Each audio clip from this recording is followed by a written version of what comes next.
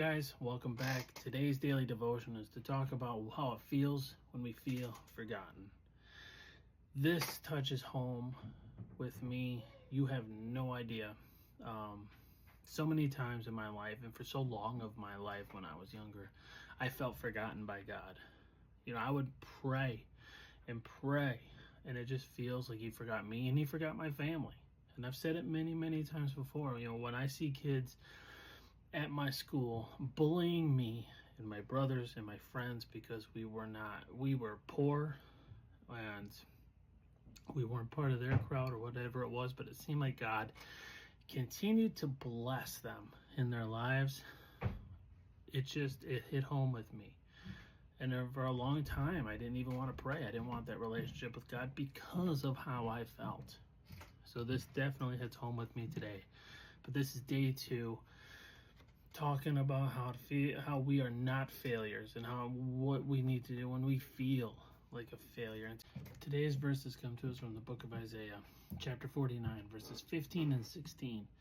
And they say, "Can a woman forget her suckling child, that she should not have compassion on the son of her womb? Yea, they may forget, yet will I not forget thee. Behold, I have graven thee upon the palms of my hand. Thy walls are continually before me." That's a lot. But what does that mean? Well, in these verses, it's talking about God's unfailing compassion for us. God uses the image of a nursing mother to show how deeply He cares for His people. A mother's love is one of the strongest human emotions, yet God says His love is even stronger than that. You know the term mama bear? And how women react when something happens to one of her children? Well, imagine God's love being even stronger than that.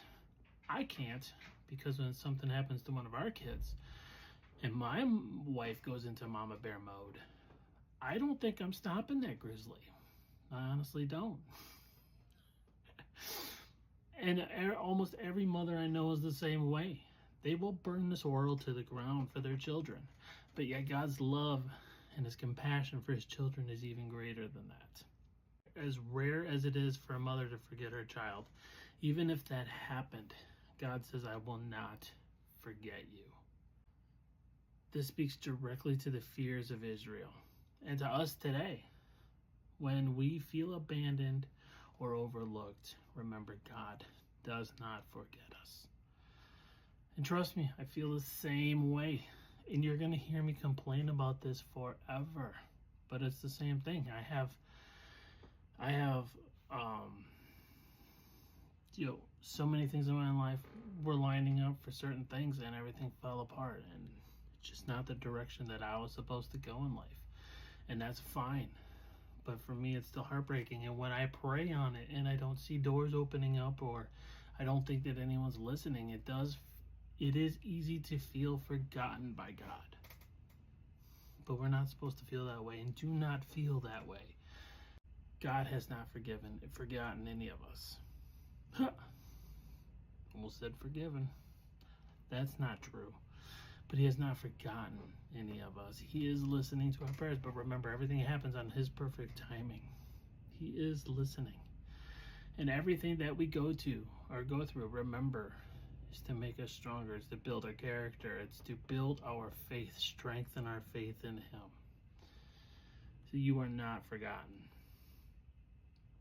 A simple way that we can apply these verses to our everyday lives is that if you feel like God is far away or has forgotten you, remember, God's love and remembrance are deeper than a mother's love for her child. That your name, your life, your struggles are not forgotten by God. You are engraved in His hands. Just like a ruined city of Jerusalem at the time was always before God's eyes, so is your life always in His care, even if you can't see it or you can't see what He's doing yet.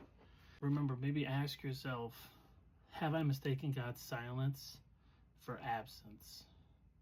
Because there is a difference between His silence and His absence. He may be silent to allow you to go through trials in your life, or to allow you to build whatever you're building, or to work on whatever you're working on, and to not interrupt what you're doing, versus his absence of him not being there.